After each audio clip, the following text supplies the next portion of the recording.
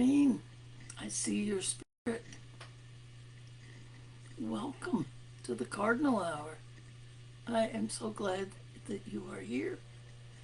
And I thought we'd start the day out with a little smoke. Yeah. Cleanse our mind and purify our thoughts. And start with prayer.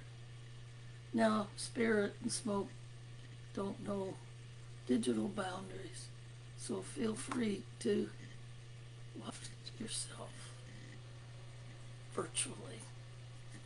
As long as I keep this going for a short bit, I don't want to set off the fire alarms in my apartment. The management kind of frowns on that. Yeah, they do. So, here's a little smoke for your day. Okay.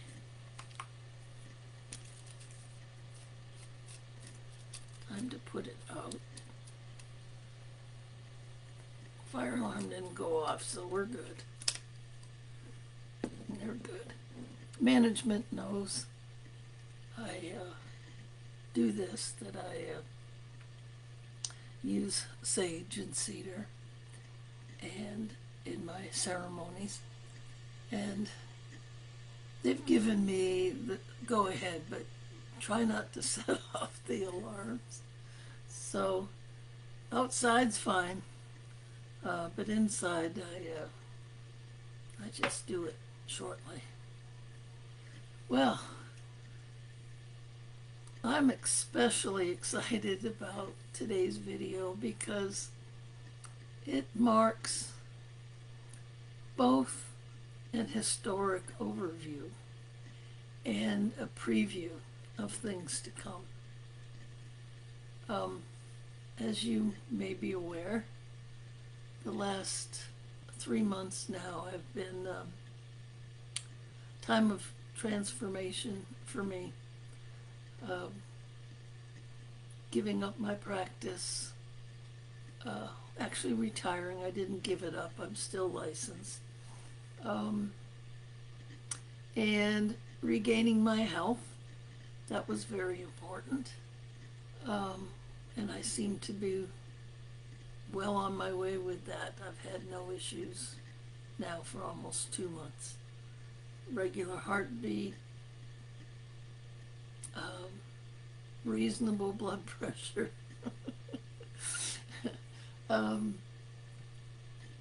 Just feeling stronger. Lost a bunch of weight, which I'm glad for. So it's been a good time. So when I was under house arrest for 60 days, it was a time well spent.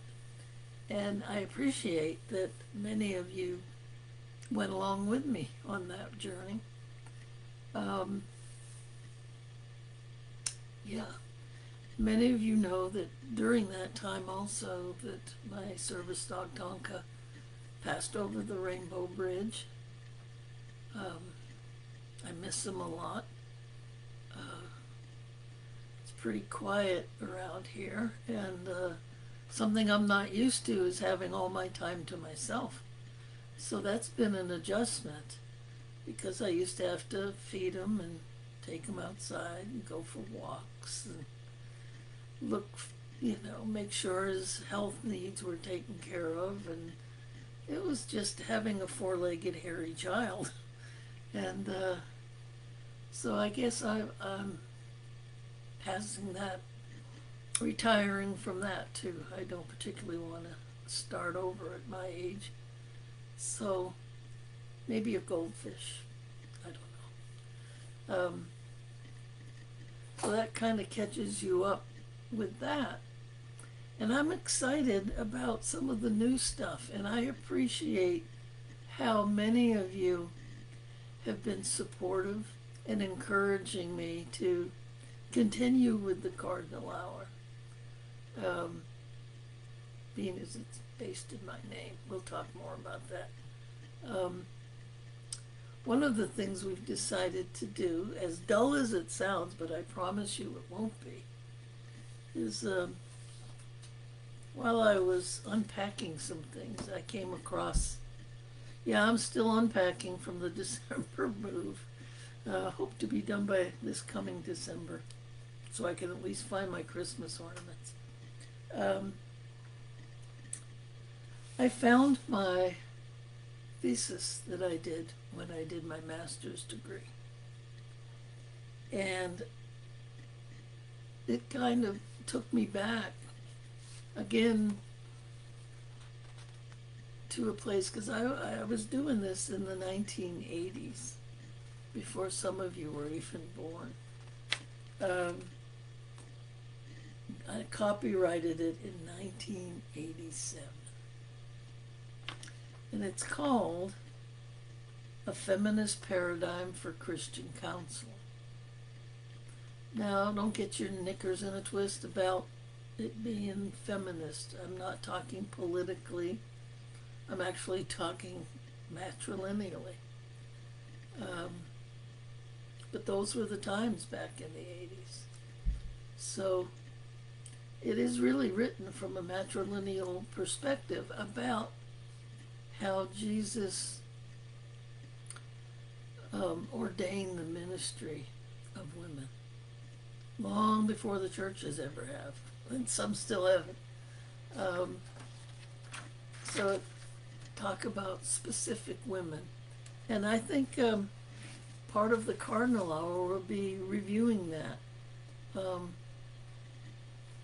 How did the peacemaker treat women? I even posted about that today, thanks to Standing Bear. I shared his post because it deserves reminding. It's transformation isn't easy, and we need to keep reminding ourselves of how we need to do it. Okay. The other thing, in working with my digital benefactors, Kaylee and Jordan and Elizabeth Krim, Kind Media Productions, and Jorley Media Company, to have that kind of support, because I didn't even have the internet until I was already 40 some years old. Most of you, a lot of you, not all of you, but some of you grew up with the internet. And for me, it's a total learning curve, and especially all the digital stuff. It seems like it changes every day. And I can't keep up. So to have help and to have artists that are very, very talented and creative behind me make it possible for me to fly solo. And that's my intention from now on.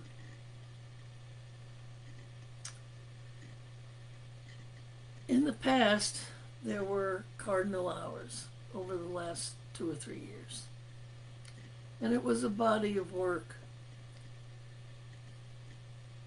It was using my name, the Cardinal Hour. It was using my credentials as a licensed therapist, and using my creative, personal, and professional work as part of the agenda on those Cardinal Hours. Unfortunately, I discovered a couple of weeks ago that all of those Cardinal Hours were taken down from the internet and other places by the original uploader. They were taken down on my Facebook page, on my personal channel on YouTube, and on my professional web page. Now all you see is this little sign that says video not available. And people have been asking me, well, why did I take them down? Well, the truth is, debate we win, I didn't take them down. And I want people to know that. And in fact, I'm working with some people that have some pieces of those videos to re-upload them. And some that were taken down in the zeal of removing them all weren't even associated with this uploader. So I aim to replace all those teachings eventually, flying solo, because it included the grandfather teachings, the 7 grandfather teachings. That's what I'm going to talk about a little today. And it included a lot of clinical, spiritual, how to work them together information. And some of my friends were guests, and some of them have agreed to be guests again. So as soon as I figure out all this technology with the help from my supporters, we'll be flying high solo. Okay. Not one to be, what's the word, deterred, dismissed. You know, I didn't know that those videos were going to be taken down. I wasn't informed, and I did not give my permission. So there may be legal things attached to that because of my original works that were included in them. But that's not something I want to pursue. But the disturbing fact for me was that it flew in the face of the 7 grandfather teachings.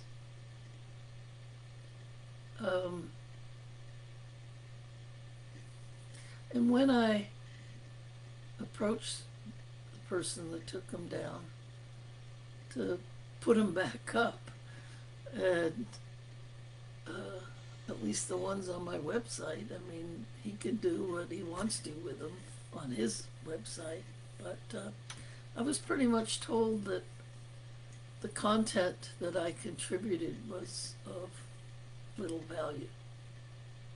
Now, I don't believe that for a minute, and that's gaslighting at its finest. So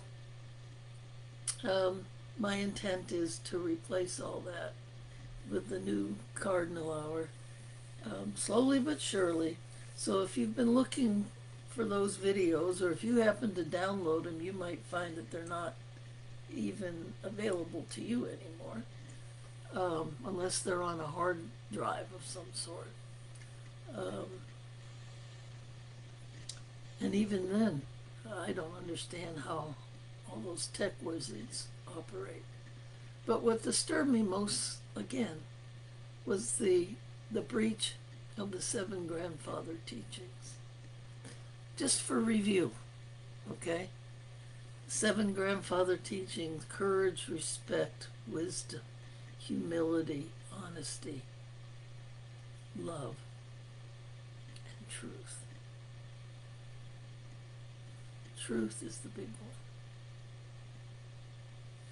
The way we live. The 7 grandfather teachings, if you remember, the feather, are the backbone of all of our relationships, whether it be with a husband and wife, whether it be with friends, whether it be with family members, whether it be in your community, or even with a stranger. If the 7 grandfather teachings are breached, then the relationship can't work. Or as we say, it becomes dysfunctional. So that's one of the reasons I resigned as chief grandmother, because I was being disrespectful. No, disrespected. Part of a grandmother's job is to teach the 7 grandfather teachings and to help people, um, follow that path, the good red road, because it's not easy. We'll be talking more about that too as time goes on. So I could no longer function as a chief grandmother. And that has actually turned out to be a good thing. Much less stress, much less travel. Okay? So what I did was rebalance my life. Rebalance my life so that the 7 grandfather teachings are at the core. Now, that doesn't mean I don't screw up, because trust me, I do.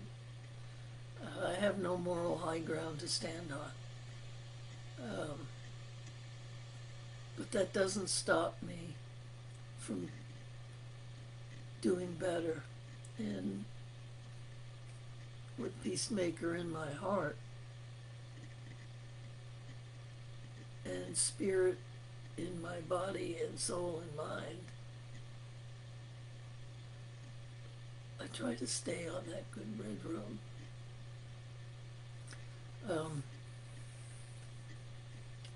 So, with that, go back to the feather teaching, right? Remembering that the thin side of the feather are the women. The women provide the guidance and the wisdom and the knowledge, ancestral knowledge needed to help people grow and be able to walk the good red road. They are the guidance system. The same is true on an airplane aileron, right? How you flex this part of the feather will determine whether it's lift or drag. Okay? The thick side of the feather represents the male. The male side. The males are the doers. They're the heavy lifters. Their job as warriors, as hunters, is to provide for the women and children and the elders. And as we call it, to do the heavy lifting. Right?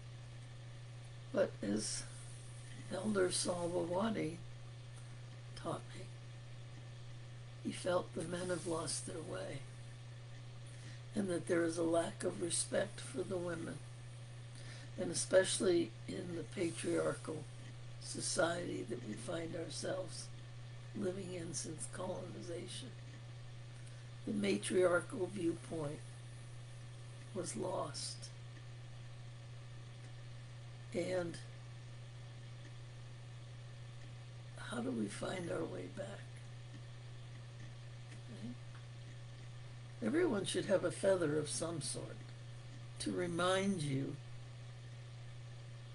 that it's all a question of balance, whether it be about relationships, whether it be about being in balance with the world, with nature.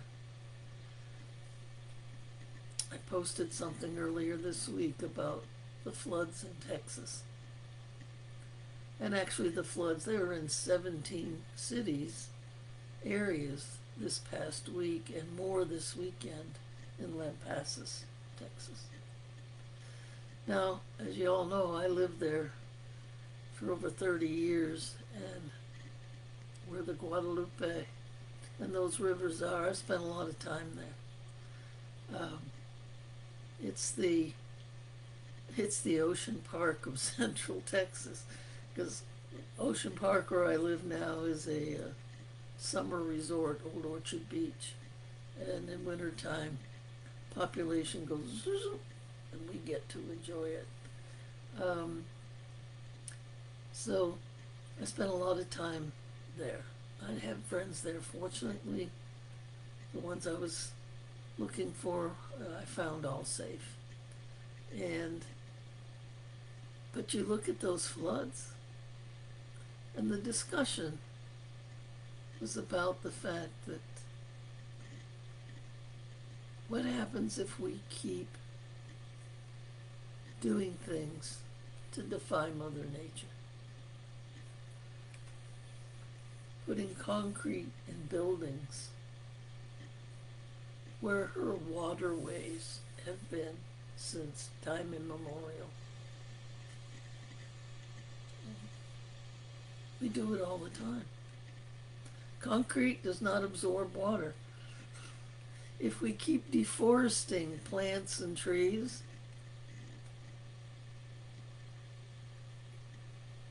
the earth can't absorb it, especially in that area, which is pretty rocky and hard pan.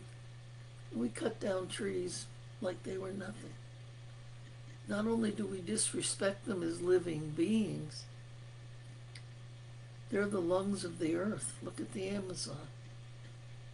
That's the cause of pollution more than anything, is that we destroy the lungs of the earth and put concrete and buildings in their place where concrete and buildings don't belong. And then all the big furor was about, oh, how do we improve our warning systems? That's blowing smoke, if I ever heard it. It's not about how you improve your warning systems. It's more about how you improve your relationship with Mother Earth so that you don't put the lives of people and animals in harm's way, living in balance instead. So everything we do relies on this balance.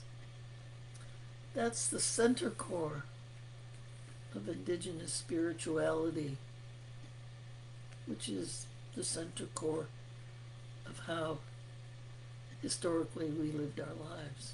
And we've got to get back to that. We have to realign ourselves and think balance all the time.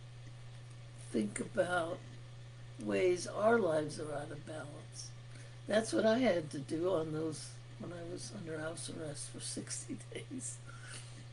How was my life so out of balance that my heart got sick? And what do I have to do besides the medical intervention to keep my heart healthy? That's up to me. Now, I'm grateful for the medical care that I got because I wasn't having much luck on my own. But along with that and other things, I thought a whole lot about how my life was out of balance. And that's one of the other reasons I had to retire and figure out a new way to be in the world, but with the same message. One is the highest number. That's what Creator gave me. And that's what I'll continue to do, is talk about unity and balance. Balance creates unity. So I always encourage people. I have my cheat sheet here,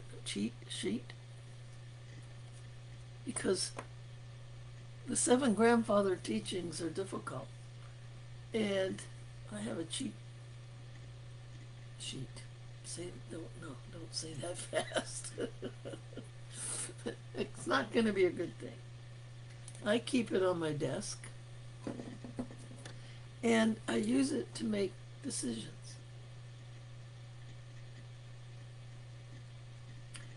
What if any situation comes up? What is the courageous thing to do? The next right thing? Yeah, that's not always easy. That's not always easy. Sometimes you want to run and hide or do the next easiest thing. So when I make decisions, I look at what's the next right thing.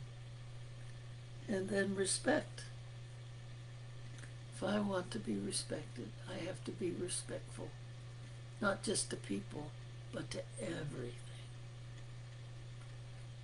Not just to Creator and the Peacemaker, but to everything. I have a big oak tree here in my yard, and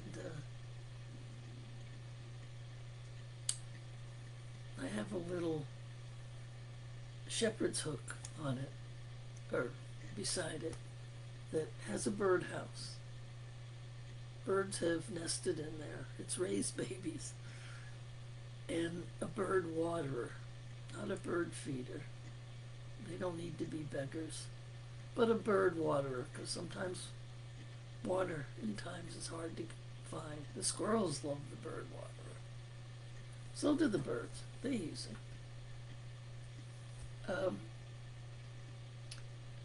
And then yesterday around the tree, I had some lights, beautiful lights, colorful lights that looked like little tiny flowers. And I asked Tree, is it okay if I dress you up? So I put those lights around the tree. And last night it was the most beautiful sight, looking out my backyard and seeing that tree lighting up the yard with all those lights. I'll try to get a video of it here soon. So my next step is going to be, because it was so beautiful, put some tobacco down by that tree to thank you for holding up my lights and lighting up my yard with something beautiful. Does that sound silly? It's respectful, because a tree is a living thing. And remember that our DNA and the tree's DNA are made from the same. That's sometimes a good remembrance. And then, wisdom. That's a tough one. I see advertisements on the Facebook a lot. Come to our shaman seminar and you will become wise. Not. Wisdom comes from experience. And maybe some of those retreats will help you gain some experience. But wisdom comes from listening and learning to our elders, listening to the stories, respecting our elders and the stories that they tell, and recognizing, as I call them, the unholy trinity. Wisdom comes from a deep dive into your shadow, the matote, and recognizing that it's spiritual warfare, and how to counter that in your life, how to be willing to do the self-assessment that it takes to reframe your thinking. Remember, be transformed by the renewing of your mind. And once you do that, your heart starts to see things and feel things and experience things differently. And sometimes it goes from the heart to the head. But it really, be transformed by the renewing of your mind. Romans 12. Okay. It's a spiritual warfare that psychology often doesn't pay attention to. Psychology doesn't account for spirit very much, but that's where I differ. I don't think you can have one without the other. And then humility. Humility is the willingness to submit everything about yourself, what you think you know, your titles, your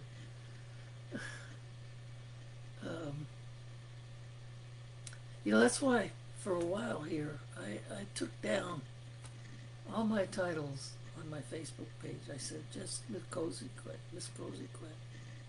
just me, because I wanted to reassess what was actually necessary, and discovered not that those titles weren't necessary, that it was more important that I be authentically me.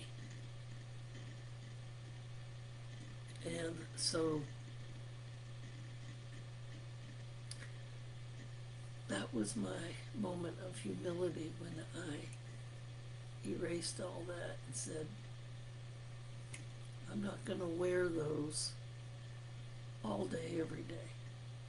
Sometimes it's necessary, but it's not going to be a mantle anymore. Just be authentically me. That's humility. Honesty. Wow. That's one we all grapple with. Because the world doesn't value honesty. It really doesn't. Most people get by with fraud. Just look at our political system. Even our chairmans at our reservations. There's very little honesty. And this one gets me the most. Because once you breach honesty, then there's no trust. And without trust, eagle can't fly. No balance, no fly. And trust holds it all together. Once you can't trust somebody, the end is near. Love. We think love is a romantic notion and how we feel about somebody. Well, there's some truth to that. We can have loving feelings towards people.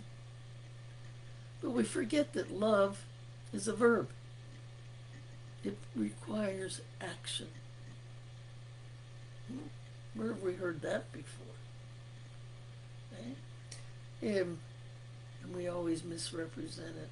For the greatest commandment, you will love the Lord your God and your neighbor as yourself. We often come to the conclusion that we have to be sacrificial lambs. And many of you know how I feel about that. No. Just the opposite. Loving God is the decision and a choice. Creator, whatever you call him, doesn't matter. It's one and the same. Remember, one's the highest number.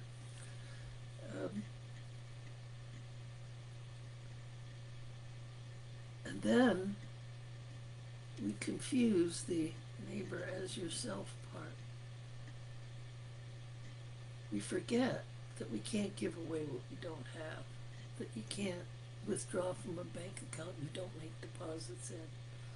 Okay, so you gotta love Creator, love your God, love yourself. This is the hard part. Okay, most of us don't love ourselves because we know all our secrets. Well, here's the deal. Creator knows all your secrets too. So who are you fooling? Just yourself. And maybe being dishonest with others. So if Creator loves you, knowing all your secrets, that's the pathway to loving yourself. Now, think about that. Think about that. That's being authentic. Your secrets aren't authentic. They're secrets. But yourself, and loving that self, accepting it unconditionally,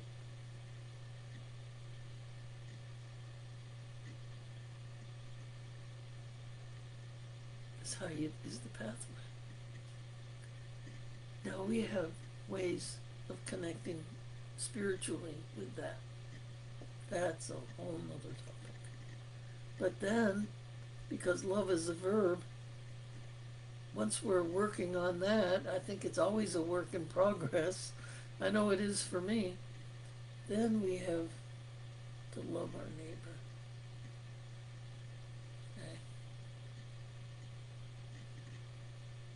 And loving our neighbor means caring for them in the way that they need, not in the way that we need to care. That's the tricky part. You know, one of the things I used to do in marriage counseling was help people understand each other's love language, because it's different. Some people want flowers and candy and date night, and they feel loved. Other people want closeness and intimacy, verbal, emotional, and then physical. There's a secret about that, women. Okay? Oh, why not? The vagus nerve is one of the main nerves that goes from your brain stem. Goes right down to your crotch. The chakras are all located in that vagus nerve. So much of what we do in therapy anymore depends on activating that vagus nerve. And ways of rebalancing it. There we go again. It's all about balance. And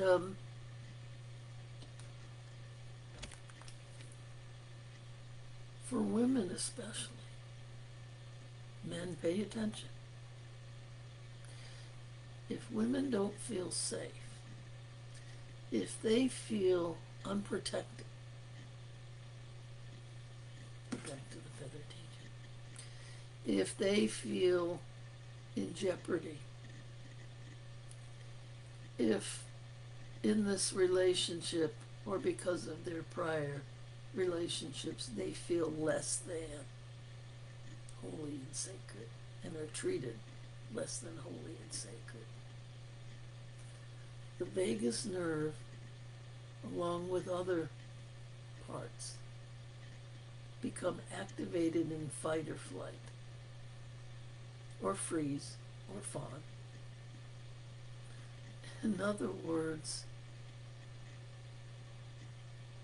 to put it bluntly, they're not going to feel sexual if they don't feel loved and safe and protected, because their nervous system is in fight or flight.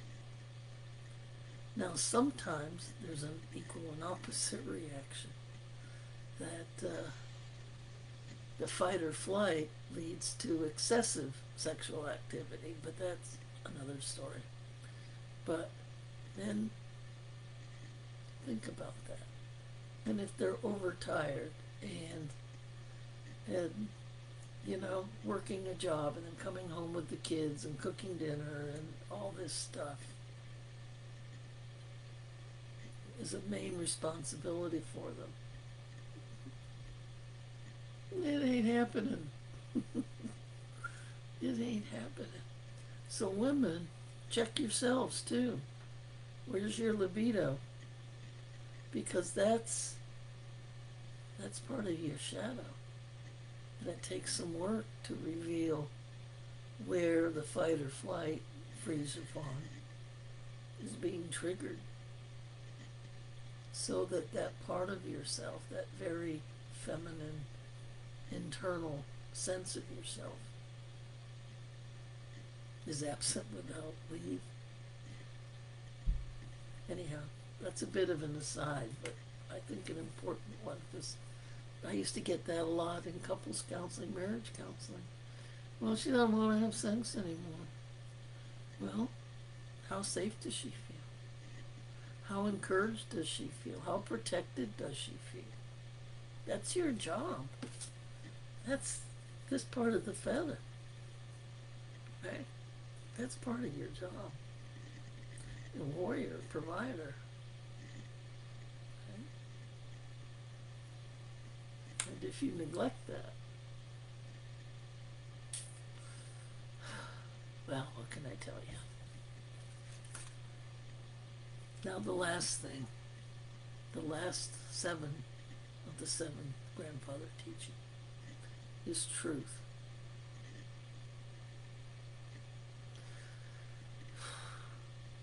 Just look around the world today,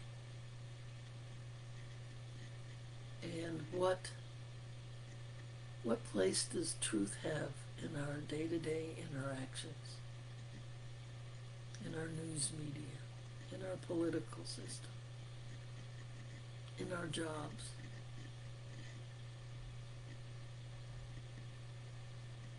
It's probably the bottom of the list. So the first top of the list is always profit motive.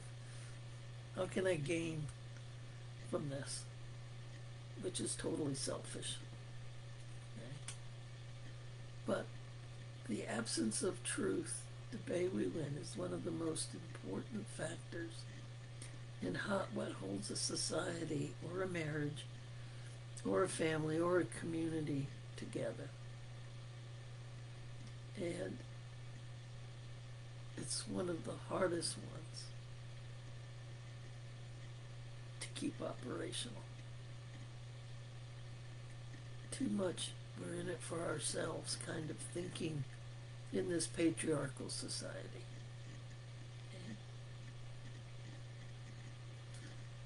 And matriarchs have a long history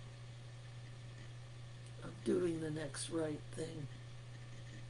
That's their job. We have a lot we can learn from them, from our ancestors, from watching our elders. And of course, the truth about our missing and murdered women, and the truth about the effect of boarding schools, and the truth about things that are important to us, like having your hair cut forcibly, or having your body of work deleted. Yeah. Yeah, it stings, but I'll get over it eventually. The more I realize that it's not dependent on anything but me just getting out here and replenishing my body of work, like I'm trying to do today with the seven grandfather teachings. Okay. And I print yourself out one of these. You can find them on the internet. Okay. There's all sorts of different kinds. But it's the seven teachings that matter. And that's when we went to New York City. We saw the similarities between the seven Noahide laws, and that the body of intent was similar, if not the same. And it created a path of understanding and mutual acceptance.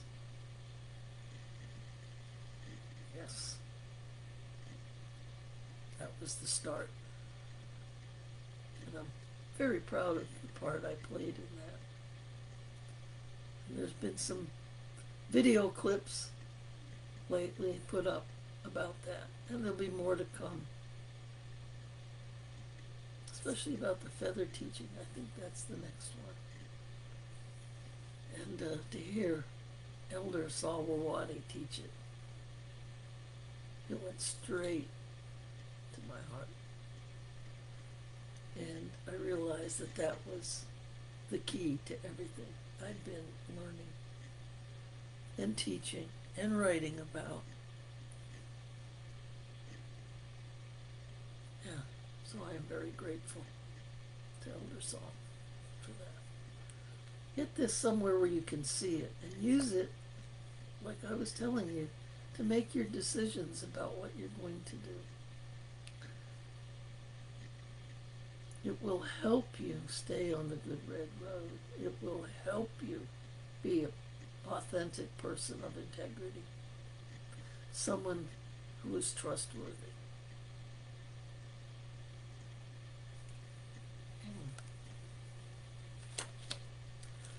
Well, stay tuned. I can't promise that I will be doing this every Sunday at this time. I'm doing it today at this time because after I do this, I'm ready to go to a concert here at the temple.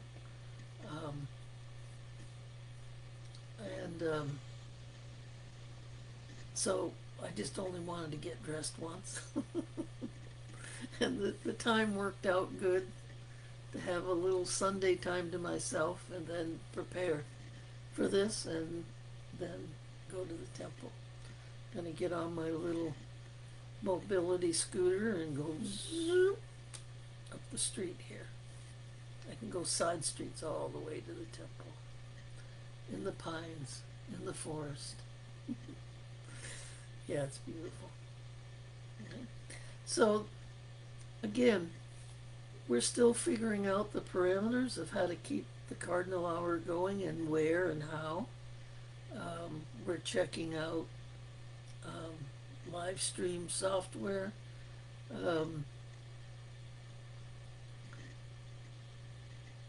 Maybe even YouTube. This will be on my Facebook page for 30 days. They'll leave it up. So download it if you want it. Or I'll be posting it to my YouTube channel. Just search Sherry Cardinal on YouTube and it'll pop up. And feel free to download anything. Use it, share it. This is not a for-profit enterprise. It's for sharing, it's for caring. So it's my gift to you all. And if it's suitable for you, then use it. And you never know who else might need it. So sharing it can be good too. So, miigwech for tuning in. Stay tuned on the new Facebook page. The thing about Meta requires that I have 100 followers and have had that page up for 60 days before I can use it to create live videos. But fortunately, I can do it on my personal page for now. And eventually we'll migrate these things over there. And all the new content will mostly be posted on that new page. And you all have an invitation to it. Before I get to Lion here, let me see what it's called. It's called The Cardinal Hour with Miss Cozy Quay. That's the new page. And it's exciting for me to think about things in a different way. And I'm so used to flying under the radar screen, being a therapist and doing critical incidents. Actually, I feel for my colleagues in Texas because if I was still there and still working, I'd be right out there with them. So I've done my time though. I just pray for them. You can too. You can pray for them too. It's not just the searchers, it's the people that support the searchers and the first responders. That was my job. So, Miigwech for now, and we will see you again soon.